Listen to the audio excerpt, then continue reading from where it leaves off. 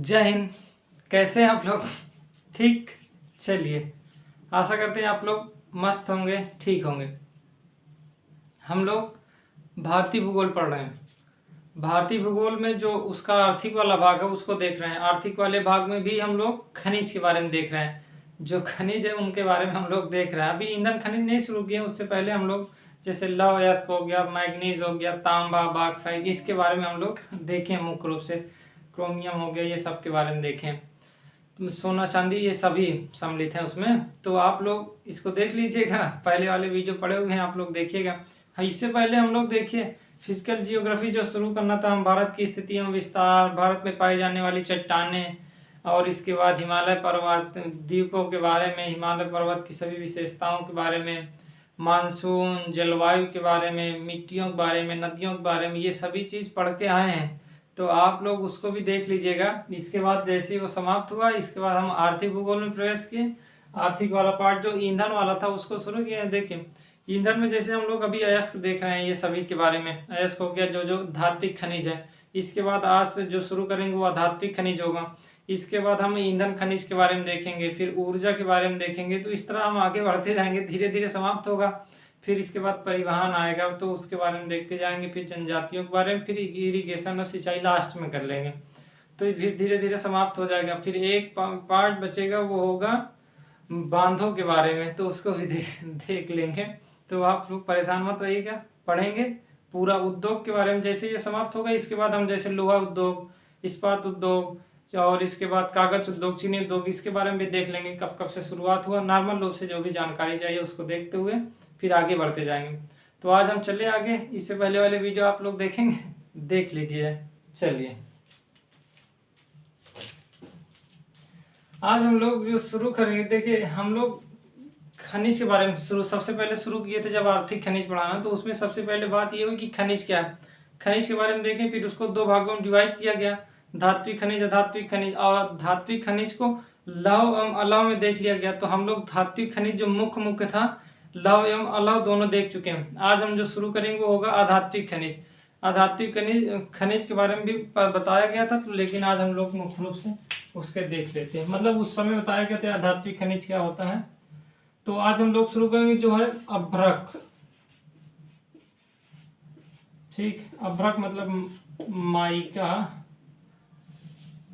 लिख। तो अभ्रक के बारे में हम आज देखना शुरू करेंगे। अभ्रक क्या है? मतलब ये तो लाल, पीले, हरे, काले, ये सभी प्रकार के पाए जाते हैं, भूरे रंग के अभ्रक। लेकिन जो मुख्य रूप से है उसके बारे में हम लोग देखेंगे। तो अभ्रक है क्या, इसका प्रयोग क्या होता है, ये कहाँ पाया जाता है, इससे उत्पादन सबसे ज़्यादा कहाँ होता है, भंडार सबसे ज़्यादा कहाँ है, तो इसके बारे में हम लोग देखते हैं। चलिए, तो अभ्रक एक क्या है, आधात्विक खनिज है।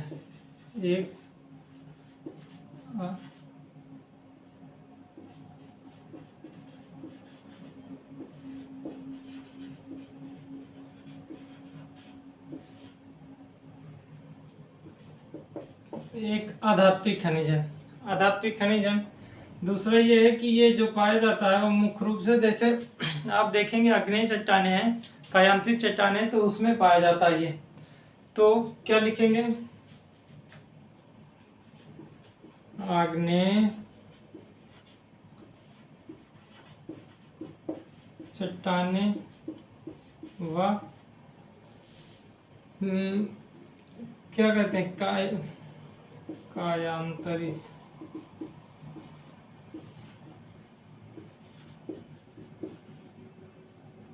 चट्टानें में पाया जाता है। ये मुख्य रूप से अग्नेय चट्टानें और जो कायांतरित चट्टानें मुख्य रूप से बताया गया था। तीन प्रकार की चट्टानें, आग्नेय चट्टानें, कायांतीय परतदार मतलब परतदार चट्टानें, और अवसादी चट्टानें, अवसादी या परतदार चट्टानें, और फिर एक कायांतीय चट्टानें।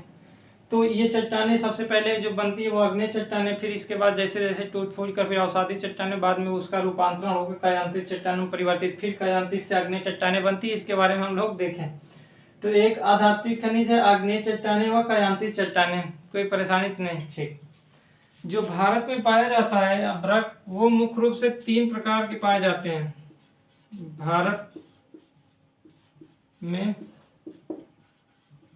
अभ्रक तीन प्रकार के पाए जाते हैं। तीन प्रकार के जो पाए जाते हैं वो है, जिसे कहते हैं मस्कोबाइट।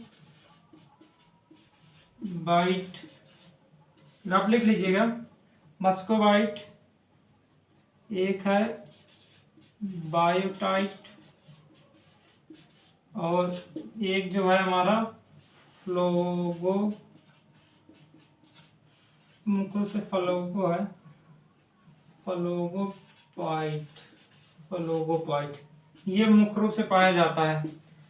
तो भारत में अभ्रक तीन प्रकार के पाए जाते हैं, वो है, एक है मस्कोबाइट, बायोटाइट, फ्लोगोपाइट। ठीक, मस्कोबाइट, बायोटाइट और फ्लोगोबाइट। फ्लोगोपाइट है, फिर इसके बाद मस्कोबाइट जो होता है वो होता है हल्का सफेद रंग का होता है, ये श्वेत रंग, और ये हल्का काले रंग का होता है, मतलब श्याम रंग, और ये पीले रंग का होता है। श्वेत मतलब सफेद। तो ये क्या होते हैं, अभ्रक जो होते हैं वो सफेद, काले, पीले, हरे, लाल, ये सभी प्रकार के होते हैं। तो इसको लिख लीजिए, रंग अगर लिखना तो उसको भी लिख लीजिए। तो एक अधात्विक खनिज है, ठीक, आग्नेयम कायांतिक चट्टानों में पाया जाता है, ठीक है। इसके बाद अब क्या है, जैसे तीन प्रकार के भारत में पाए जाते हैं, एक है बायोटाइट, एक है मस्कोबाइट और फिर फ्लोगोबाइट, ठीक। तो ये तीन प्रकार के हैं, सफेद रंग के, ये काले रंग के और ये पीले रंग के होते हैं। मतलब इनके अलग अलग रंग हैं, तो उसको लिखना हो तो लिखिए, नहीं इंपॉर्टेंट उतना है नहीं। इसको रफ करें, कोई परेशानी नहीं। ये तीनों इनको याद रखना है, ये तीनों को याद कर लीजिएगा, ये तीनों इंपॉर्टेंट है, ठीक। चलिए,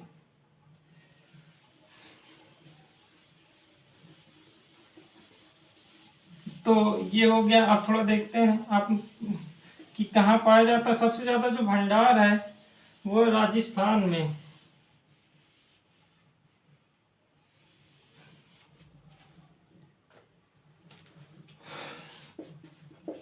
ये काले, सफेद, पीले, हरे, लाल व भूरे रंग के होते हैं,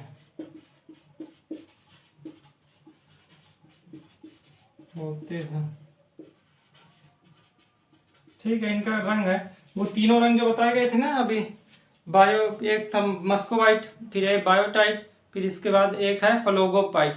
तो ये अलग अलग जो रंग थे, काले, सफेद और पीले रंग के, उसी प्रकार लाल, भूरे, लाल और हरे और भूरे रंग के भी होते हैं। तो ये इनके कलर अलग अलग प्रकार के होते हैं। चलिए, पांचवा जो है कि ये देखें कि जो इसका सबसे ज्यादा भंडार है, बस सबसे बड़ा निक्षेप जो सबसे क्षेत्र देखते हैं कि इसका भंडार क्षेत्र, भंडार क्षेत्र में क्या है, जो आप ये राजस्थान वाला क्षेत्र देख रहे हैं, तो राजस्थान में सबसे बड़े निक्षेप पाए जाते हैं। सबसे बड़ा निक्षेप स्थित है, सबसे बड़ा निक्षेप स्थित है कौन वाले क्षेत्र में, जो ये उदयपुर वाला क्षेत्र, बस वही है। जैसे इसमें कौन कौन से, उदयपुर वाला जो जिला है, अजमेर वाला जिला तो दुनिया जानती है, आप भी जानते ही हैं, तो इत्यादि कर लीजिए। तो ये वाला क्षेत्र है मुख्य रूप से उदयपुर और अजमेर वाला क्षेत्र। तो भंडार क्षेत्र राजस्थान में सबसे बड़ा निक्षेप स्थित है उदयपुर और अजमेर वाले क्षेत्र में, कोई परेशानी नहीं। चलिए, 6 पॉइंट इसमें क्या लिखेंगे, इसके अतिरिक्त जो स्थित है, ये वाला क्षेत्र हो गया। आप ये देख रहे हैं ना, यहाँ पर झारखंड है, ये झारखंड है, इसके ऊपर बिहार है, तो बिहार में ही पाया जाता है। इसके अतिरिक्त मतलब बिहार, और लिखिए झारखंड, बिहार, झारखंड, आप देखेंगे ये जो आंध्र प्रदेश है, कर्नाटक, तमिलनाडु, कर्नाटक, तमिलनाडु, मध्य प्रदेश, एमपी, तो ये सभी क्षेत्र में पाए जाते हैं, इत्यादि कर लीजिए, सभी क्षेत्र में उपस्थित है। तो जो बिहार और झारखंड का सम्मिलित रूप है छोटा नागपुर पठार, आप जानते हैं कि वो जो हजारीबाग का जो पठार है और गया वाला कोडरमा वाला क्षेत्र है, वो सबसे बड़ा निक्षेप वहां पास उपस्थित है। ये पूरा क्षेत्र मिलकर दोनों राज्य में है, मिलकर पूरा होता है, अभी हम लिखवा रहे हैं। तो इसके अतिरिक्त बिहार, झारखंड, आंध्र प्रदेश, कर्नाटक, तमिलनाडु, मध्य प्रदेश, सभी राज्य जानते ही होंगे। बिहार, झारखंड, बिहार ये वाला क्षेत्र है, झारखंड इसके नीचे स्थित है, और आंध्र प्रदेश इसी के नीचे लगा हुआ, यहाँ पास है तेलंगाना, इसके नीचे यहाँ से लगा हुआ किनारे वाला क्षेत्र जाता है, वो होता है आंध्र प्रदेश। कर्नाटक ये वाला पूरा क्षेत्र स्थित है, तमिलनाडु ये वाला पूरा क्षेत्र, और मध्य प्रदेश ये वाला क्षेत्र है। ठीक है, ठीक। आंध्र प्रदेश तो जानते ही हैं, ये मतलब सॉरी राजस्थान तो जानते ही है, ये है, और ये है छत्तीसगढ़, ये है उड़ीसा, कोई परेशानी नहीं। ठीक, राज्यों को मतलब आप जानते ही होंगे, पहले ही क्लास में बताया गया था। चलिए, तो भंडार क्षेत्र राजस्थान में सबसे बड़ा निक्षेप स्थित है। ठीक, कौन वाले क्षेत्र में? उदयपुर और अजमेर वाले क्षेत्र में। इसके बाद कहाँ कहाँ आप जानते हैं? बिहार है, झारखंड है, आंध्र प्रदेश, तमिलनाडु, कर्नाटक, मध्य प्रदेश, ये सभी क्षेत्र में भी इसका पाया जाता है, इसके निक्षेप उपस्थित है। चलिए आगे, चलिए।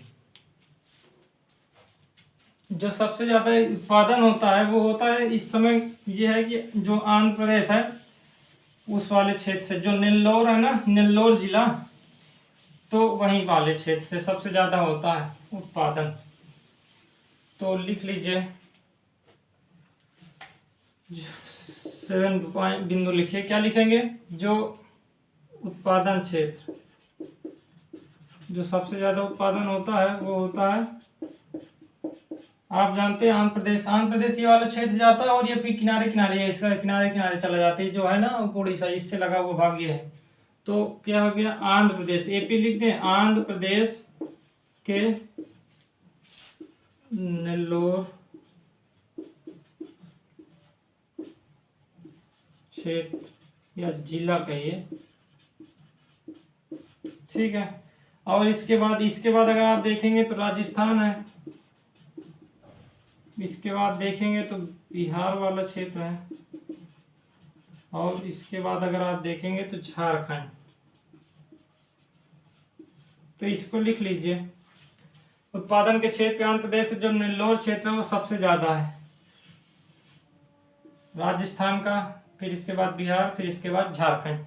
कोई परेशानी नहीं। चलिए, 8वां बिंदु क्या लिखेंगे? भारत के जो अभ्रक उत्पादन है, अभ्रक उत्पादन भारत में बहुत होता है, मतलब जो टॉप 10 देशों में भारत भी शामिल है। अभ्रक उत्पादन जो टॉप 10 देश है उसमें भारत भी शामिल है। तो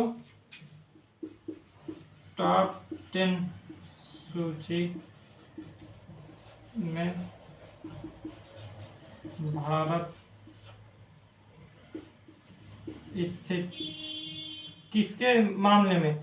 अभ्रक के मामले की बात हो रही, माइके की बात हो रही है यहाँ। तो टॉप 10 सूची में भारत भी स्थित है, कोई परेशानी नहीं। चलिए, तो ये था हमारा अभ्रक। अगर आप लिखना चाहें तो जो आप जानते हैं ना, गया वाला, कोडरमा वाला क्षेत्र लिख लीजिए। इसको इतना रफ कर दे, इतना लिख लिए होंगे, इसको रफ करते हैं, फिर एक बिंदु और लिख लीजिए।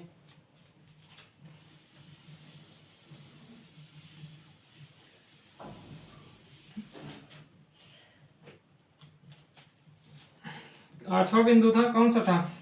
8वां बिंदु, 9वां बिंदु था, जो भी हो आप लोग लिख लीजिएगा कि अभ्रक जो है गया, बिहार व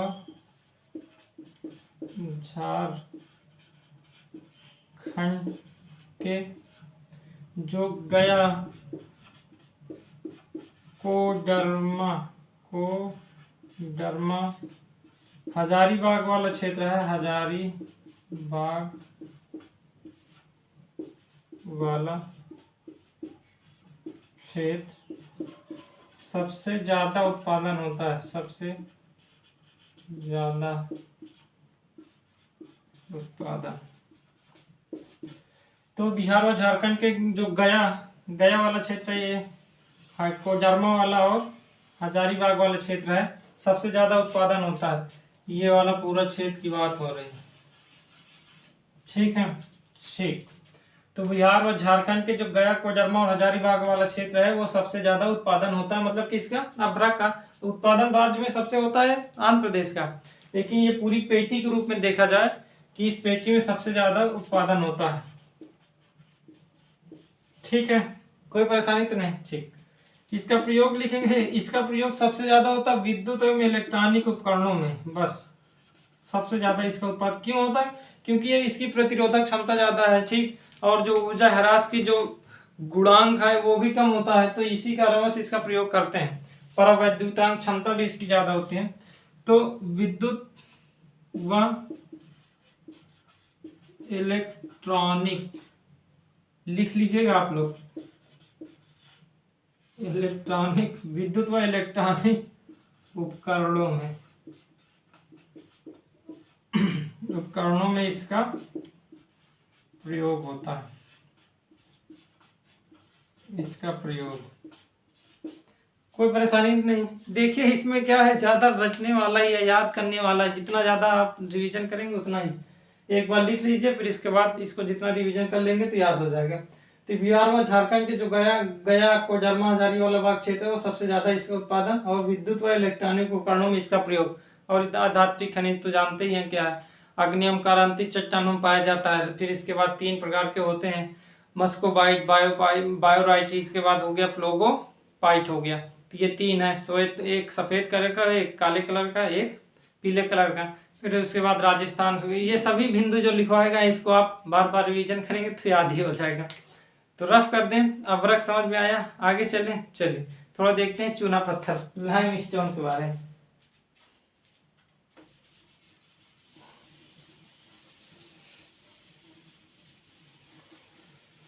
तो आप लोग को क्या करना है, ज्यादा से ज्यादा इसको याद ही करना है, याद करना है तो चलिए बना देंगे, इसमें ज्यादा समझाना है नहीं। एक चूना पत्थर,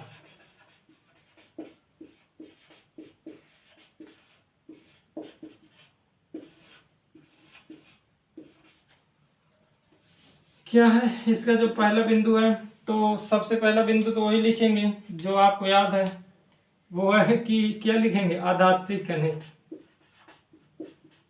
अधात्विक खनिज।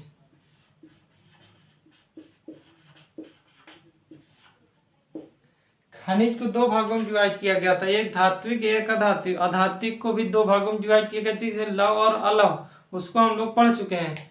और अब हम शुरू कर रहे हैं, जो आज शुरू किए वो है धात्विक खनिज। धात्विक खनिज में चूना पत्थर और इससे पहले वाला जो अभ्रक के बारे में देखें। अब इसके बारे में अधात्विक खनिज है, कोई परेशानी तो नहीं है, ठीक। दूसरा क्या है कि ये जो सबसे ज्यादा पाया जाता है वो अवसादी चट्टानों में, अवसादी या परतदार, अवसादी या परतदार चट्टानों में पाए जाते हैं। मुख्य रूप से अवसादी चट्टान या परतदार चट्टानों में ये पाया जाता है, जो कैल्शियम से बना होता है। मुख्य रूप से जो चट्टानें मुख्य रूप से कैल्शियम से, कैल्शियम जब क्रिया करेगा तो कैल्शियम कार्बोनेट भी बनाएगा, या calcium carbonate, calcium carbonate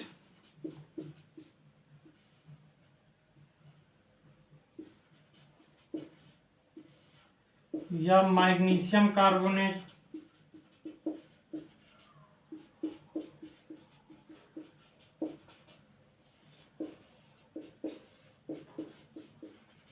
carbonate क्या लिखा है, जो चट्टानें मुख्य रूप से कैल्शियम कार्बोनेट या मैग्नीशियम कार्बोनेट से बनी होती हैं उसमें पाया जाता है ये। उसमें मुख्य रूप से अवसादी चट्टानों में होता है, जो मुख्य रूप से कैल्शियम, कैल्शियम कार्बोनेट और मैग्नीशियम। कैल्शियम कार्बोनेट मतलब CaCO3, CaCO3, मैग्नीशियम का मतलब MgCO3। ठीक, तो calcium carbonate, magnesium carbonate, calcium, calcium को C से डिनोट करते हैं। ठीक, तो कैल्शियम कार्बोनेट कैल्शियम कार्बोनेट और मैग्नीशियम कार्बोनेट ये जैसे कैल्शियम से बना होता है, तो मुख्य रूप से परतदार चट्टानें, अवसादी चट्टानें। हम लोग विश्व भूगोल पढ़ रहे हैं, विश्व भूगोल में पढ़ रहे थे, उसमें हम लोग अवसादी चट्टानें अभी नहीं देखे हैं, लेकिन आग्नेय चट्टानें तक देख चुके हैं। इसके बाद वहाँ शुरू होगा अवसादी चट्टानें, फिर कायांतित चट्टानें, तो उसको हम पढ़ते जाएंगे। लेकिन उसमें आप जब अग्नेय चट्टानें देखेंगे तो प्रारंभ में ही बताया गया था अवसादी चट्टानें क्या है, कायांतित चट्टानें क्या है, तो समझ में आ जाएगा। ठीक है, कोई परेशानी तो नहीं, इतना लिख लिए, आगे चले। चलिए 2 बिंदु हो गए।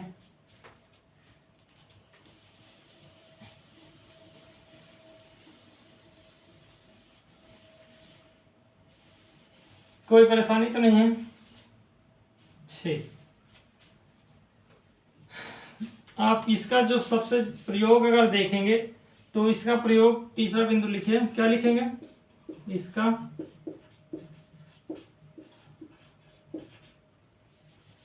प्रयोग।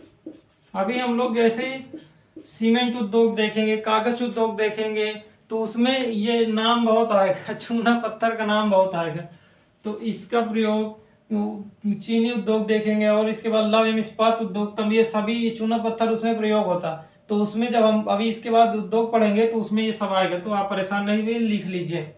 तो इसका प्रयोग सीमेंट उद्योग, सीमेंट उद्योग, लौह उद्योग, इस्पात उद्योग,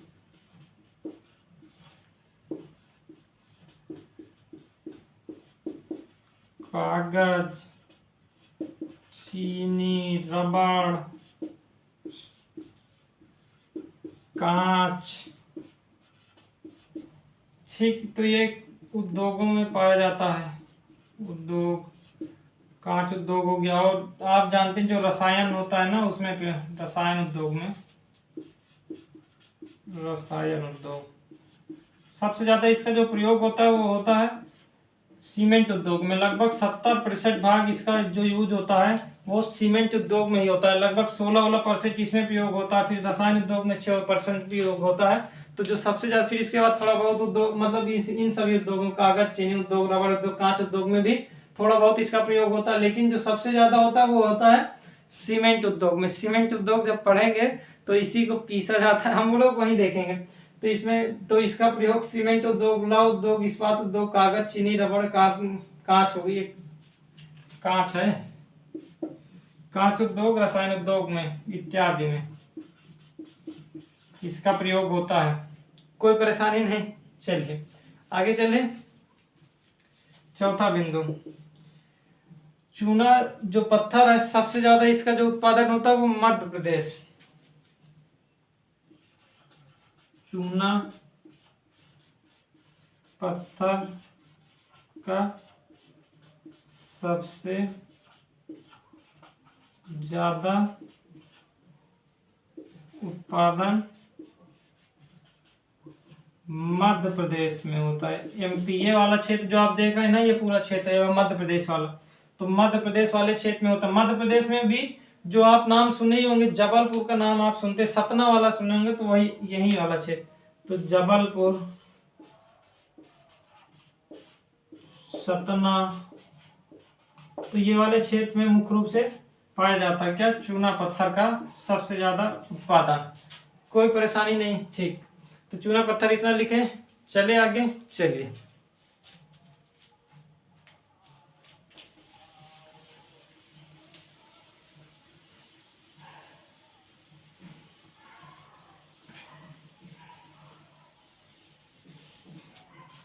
लिखिए, कौन सा चौथा बिंदु था, चौथा है। तो चूना पत्थर और कहाँ पाया जाता है इसके अतिरिक्त, जैसे इसमें भंडार देखता है अगर कहाँ, क्षेत्र तो मध्य प्रदेश में तो आई मध्य प्रदेश, आंध्र प्रदेश, छत्तीसगढ़, झारखंड, कर्नाटक वाला क्षेत्र, पश्चिम बंगाल,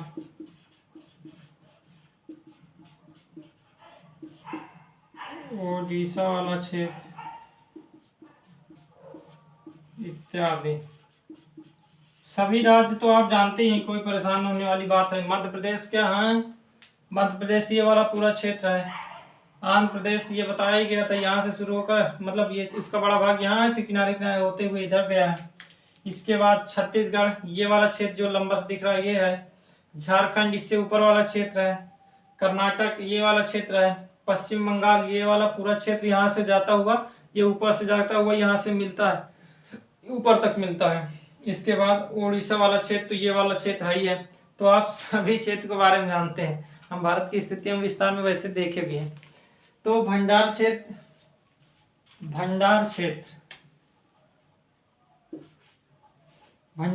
मध्य प्रदेश, आंध्र प्रदेश, छत्तीसगढ़, झारखंड, कर्नाटक, पश्चिम बंगाल, उड़ीसा इत्यादि।